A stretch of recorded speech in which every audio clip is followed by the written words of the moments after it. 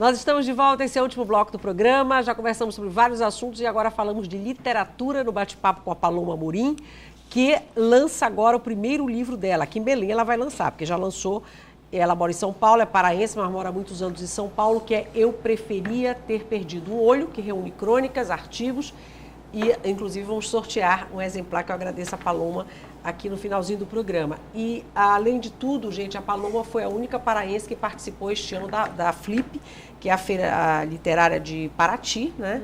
Então, por isso que a gente está batendo esse papo, trouxe ela aqui para conversar. O livro é super bem apresentado pelo Lúcio Flávio Pinto, tem prefácio do Edir Gaia, que é jornalista também, e você, assim, só elogios, né? Então, que bom que você veio aqui para a gente bater um papinho. Obrigada. Eu queria conhecer um pouquinho da tua história, Paloma, como é que você começou, né? Quem é que te influenciou e tal, e para você ir para esse caminho da literatura. Eu comecei no teatro, na verdade, escrevendo na escola de teatro lá da universidade. Eu fazia teatro lá, e aí eu escrevia as dramaturgias. Mas lá em São Paulo, não, aqui em na Belém? Federal, curso infanto-juvenil. E aí eu comecei a fazer as dramaturgias, comecei a produzir para o grupo, né? Para o grupo das crianças e depois dos adolescentes. E aí, o Edir Gaia era pai de um menino que estava comigo, o Ícaro, que tá dançando hoje e tal. E ele gostava muito do que eu escrevia e aí me chamou para começar a publicar no jornal. No Liberal. Isso. E aí, com 18 anos, eu comecei a publicar, 19 anos eu comecei a publicar novinha, lá no jornal. Né? Novinha. Ele apostou, assim... Ele sabia o que estava fazendo, né? O Edir é experiente, talentoso. Eu confio muito nele. Então, e é um querido também nosso. E aí você, então, começou a publicar no Liberal crônicas, artigos. As crônicas, o gênero fica meio, na verdade... São crônicas-contos, né? Porque eu transito muito na questão do conto, assim. Os meus textos, eles têm um caráter fantástico, assim. É uma ficção mais... experimental, eu percebo. Aí, às vezes, foge da crônica, né? Foge um pouquinho. Mas é meio...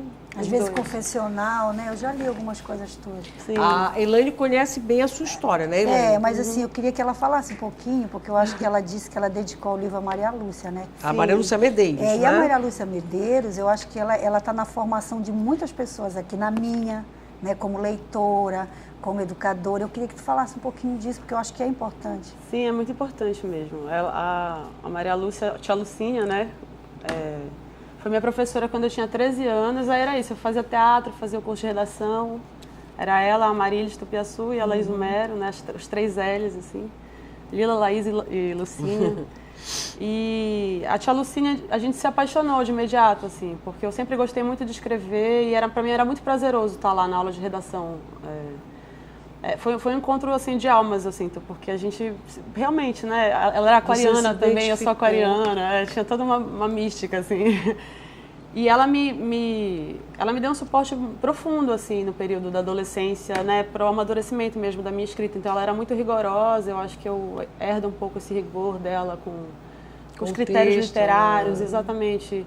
E sim, também a perda dela, né, quando ela parte, foi tão doído e ela, ainda no final, a gente se falava muito, porque eu ligava para ela, a gente se amava muito, assim. E aí ela dedica o livro? Dedico, porque tinha que ser para ela. Desde que eu pensei que um dia eu poderia vir a escrever um livro, quando ela estava viva, eu já pensava que era para ela, assim, porque ela foi a minha...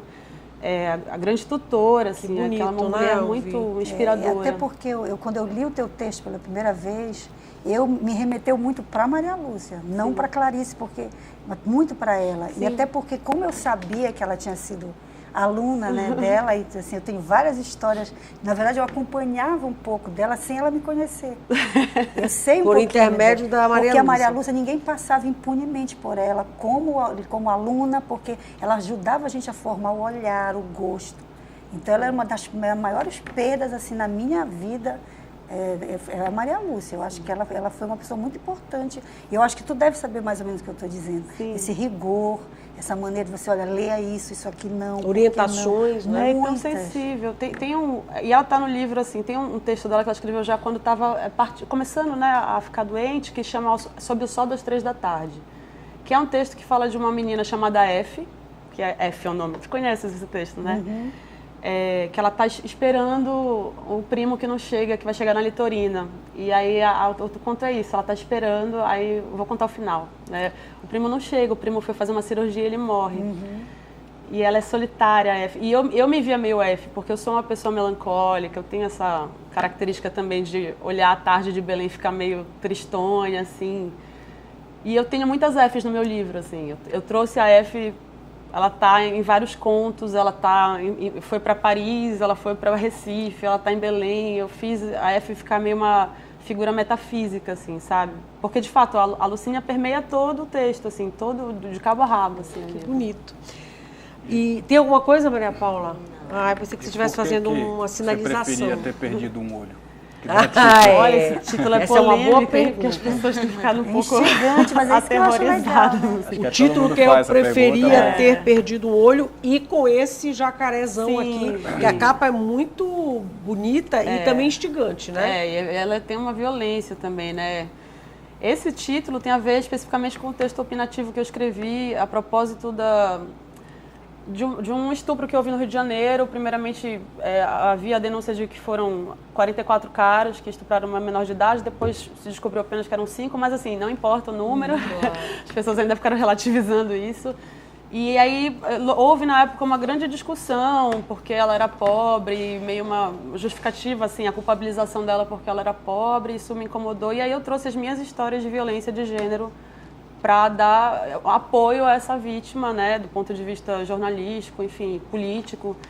E aí eu falo que é uma violência que eu vivi, né, que, enfim, é uma dor que já está curada, eu acho, né, eu já escrevo sobre ela.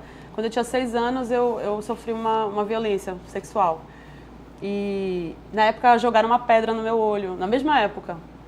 E a minha mãe falava que era pior a pedra do que eu tinha vivido, mas dentro de mim eu sabia que o que eu tinha vivido era muito pior. E aí é uma frase do texto, que eu preferia ter perdido um olho, assim, do que ter vivido essa situação. Exato, é uma contraposição, né? Então, assim, tem uma violência no livro. Tem ele é totalmente... Tem a sensibilidade, a leveza, a dureza, né? E o jacaré eu gosto da ideia o Haroldo, que é o editor que propôs, porque o jacaré é um bicho que tem a focalização, né? Os ribeirinhos focalizam o jacaré e o jacaré para, assim, né? Ele tem um olhar também que fica vidrado, assim. E eu acho um bicho muito bonito, assim. Embora seja um pouco amedrontador, eu acho ele bonito, sabe? Daí porque você escolheu, mas tá bonita, bem bonita a capa. Como foi para tu chegares no livro? Foi um editor que te propôs ou foi tu que fizeste a escolha? Foi o editor da Alameda, que é uma editora super legal, independente lá de São Paulo, o Haroldo Ceravolo Cereza. E ele lia minhas crônicas pela internet, porque a gente se encontrou num trabalho e se adicionou, assim. Então, as redes sociais, né, possibilitando novos autores.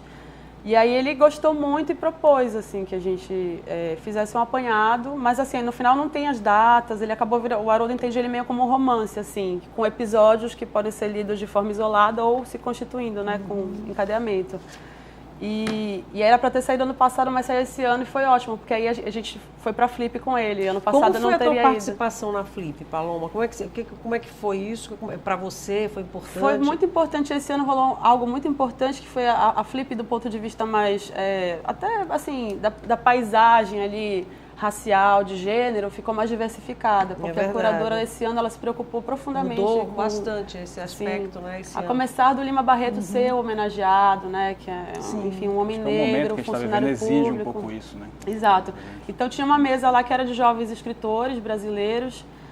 E aí a ideia era essa, diversificar e trazer inclusive outras camadas sociais, a questão de gênero forte. Então fui eu, da Amazônia, né, morando em São Paulo, o Evanilton Gonçalves, que é um rapaz muito legal da Bahia, um grande escritor, e Giovanni Martins, que é um cara da Rocinha, que conseguiu, agora fechou com a Companhia das Letras, vai lançar o livro dele, e um puto escritor também, assim. Então tinha essa característica social, mas ao mesmo tempo tinha a riqueza da gente discutir literatura, e não só as questões específicas dos nossos problemas, digamos assim, né, dos problemas políticos. Então, esse ano aconteceu isso, então foi bom o livro ter saído esse ano e não ano passado. Você porque gostou ano de passado, participar, né? Sim, eu gostei. É muito contraditória a Flip, né? No sentido de Mercado e ao mesmo tempo... mercado editorial, e lá é a bolha da literatura, todo mundo ama literatura, e você sai de lá e fala, não, ninguém, né? As pessoas não estão amando tanto literatura, mas ao mesmo tempo são portas que se abrem que são preciosas, assim. Com certeza. E aí você vai fazer um lançamento aqui em Belém no sábado, né? No restaurante Cozinha de Bistrô, às 7 horas da noite. Isso. Queria que você falasse um pouquinho desse lançamento e também você vai participar de um outro evento, acho que na sexta-feira, né? Sim, sim. O Cozinha de Bistrô a gente vai fazer uma celebração, para mim tem a ver mais com um sentido simbólico de reunir os amigos leitores, né? Porque os leitores para mim são amigos, inclusive eu fico amiga de alguns. E aí é no restaurante da Clarice Pintar, que é uma grande amiga minha de infância. Minha ex-aluna, viu? Ah, que bom, né? A gente agora Tudo recentemente. família. Formou, é verdade. E aí ela cuidadosamente está preparando o espaço e foi um lugar em que a gente viveu a nossa adolescência. E é um lugar muito bacana, muito bonitinho. É lindo lá, eu me sinto muito bem lá. E tinha que ser lá, assim, o lançamento do livro. E aí na sexta-feira, às 4 horas, lá no Departamento de Filosofia da Federal, vai ter uma mesa redonda com eu anotei aqui o nome, só porque eu não as conheço pessoalmente, a Thelma Amaral e a Verônica Capello, que são 2 professoras, que vão discutir o livro, as questões de gênero, e eu vou participar do debate. Que bom. E você mora em São Paulo há muito tempo, é paraense, a gente já falou aqui, e aí vem agora para esse lançamento que é bem interessante, né? Para ti eu também acho que é bacana vir para cá, para Belém, que é a tua cidade, né? Onde você nasceu e tal. E você ainda se identifica com Belém bastante? Como é isso? Sim, é uma loucura, né? Eu amo muito Belém, eu me sinto 100% amazônida, mas eu volto aqui, é sempre nostálgico, porque eu moro há 12 anos fora e aí eu volto, aí eu vejo as perdas, eu vejo as coisas que mudam, eu sinto que a cidade está muito machucada também, aí isso me machuca. Mas eu amo muito, né? Tá na minha história, não tem como... Paloma, só uma última pergunta, Não, né? eu quero saber se ela vai fazer leitura dos textos, porque eu acho que é no dia interessante. do lançamento você vai fazer leitura aqui, não dá mais tempo, infelizmente. Não, lá tu vai, sim, né? sim, vou fazer Acho que algumas fica leituras. bacana. Isso é bacana no lançamento, né? Sim, Então, olha, Paloma, te agradeço muito por ter vindo, parabéns, viu? obrigada. Deve ser um livro maravilhoso, porque os elogios aí de pessoas tão competentes, te elogiando bastante, então deve ser bom mesmo. Então, parabéns, é o primeiro livro, que venham outros e que você venha aqui conversar com a gente mais uma vez. Obrigada. Nós chegamos no finalzinho do programa, gente. Hoje, infelizmente, não teve pergunta, não sei por que, um mistério, porque sempre tem ao menos uma. Hoje foi um mistério, os assuntos maravilhosos, gente bacana, mas enfim. E aí eu vou tomar a liberdade de ficar com o livro para mim, porque esse eu não dou para ninguém. Esse exemplar que veio para o sorteio será meu, então vou dizer aqui de público logo para aproveitar, eu mereço. Tá, Paloma, claro, pode né? ser? Claro. Eu já te agradeço, você não me deu, mas eu te agradeço. Você deu no programa, então enfim. Agradecer a Maria Paula pela participação, que hoje ficou caladinha, porque quando ela não tem pergunta do telespectador, ela sempre faz as perguntas dela, mas hoje ela ficou quietinha, então eu deixei ela quieta. A Elaine, maravilhosa sempre. Eu que agradeço. E o Daniel, que participou também com a gente, nosso primeiro convidado de hoje, que é secretário de Comunicação do Estado. Ficamos por aqui, amanhã tem mais bate-papo e eu espero que amanhã você participe mais, é claro, da nossa conversa, que vai ser boa com certeza. 2h30 da tarde a gente começa. Até lá, uma boa tarde para todo mundo.